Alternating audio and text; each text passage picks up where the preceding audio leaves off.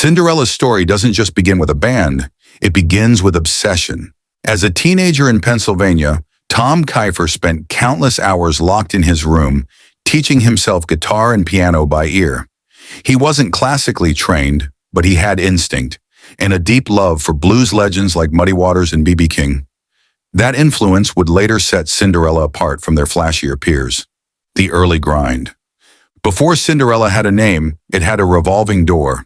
Kiefer cycled through multiple local bands, slowly refining both his songwriting and his vision.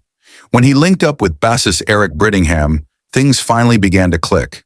They shared a hunger, not just to play music, but to escape the limitations of their surroundings.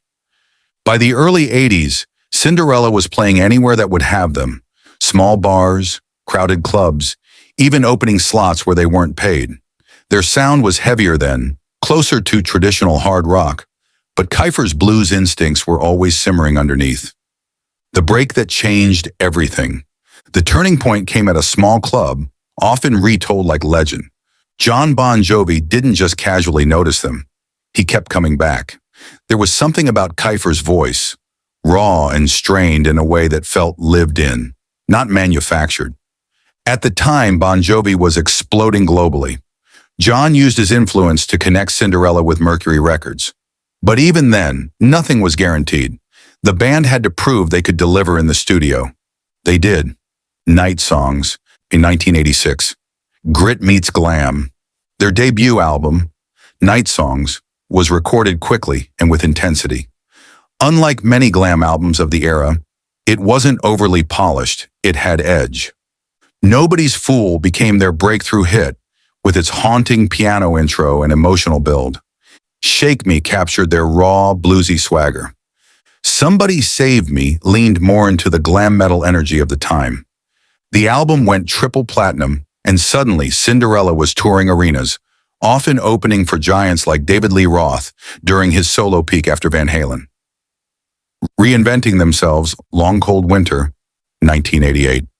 Here's where Cinderella took a gamble.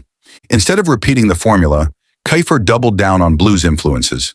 The result was Long Cold Winter, an album that felt older than its time, like it had roots stretching back decades. Gypsy Road had a rolling southern rock groove. Coming Home showed a more reflective, road-weary side. Don't Know What You Got Till It's Gone became their biggest ballad. Critics began to take them more seriously. They weren't just another hair band. They had substance. Cracks began to show. By the time they released Heartbreak Station, 1990, the band leaned even further into blues, even incorporating horn sections. It was bold, but risky. The musical landscape was changing fast. Soon, bands like Nirvana and Pearl Jam would shift rock toward grunge, pushing glam-era bands out of the spotlight almost overnight. But Cinderella's biggest challenge wasn't external. It was physical. The voice that almost broke everything. Tom Kiefer developed paresis of his vocal cords, a condition that partially paralyzed them. Imagine being a singer known for a gritty, high-powered voice and suddenly not being able to produce sound reliably. Shows were canceled. Recordings stalled. For years, Kiefer underwent surgeries and intensive vocal therapy. He had to relearn how to sing, not just hit notes, but control breath, tone, everything. It was a slow, frustrating process. At times, it seemed like the band might never fully return. The 1990s, Fighting to Survive, Cinderella released Still Climbing in 1994, but by then the music industry had shifted dramatically. The album showed resilience, but it didn't receive the attention their earlier work had. Behind the scenes, tensions grew. The constant pressure, combined with changing trends and health struggles, wore on the band. Eventually, they went their separate ways. Legacy beyond the spotlight. Though they never reached the same commercial heights again, Cinderella's influence endured. They stood apart because they weren't just about image. They had roots, soul, blues.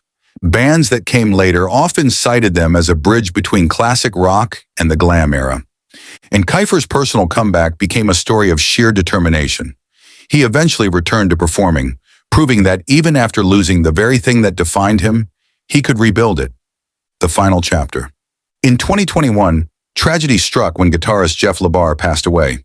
It marked a somber moment for fans and effectively closed the door on any full reunion. But the music remains.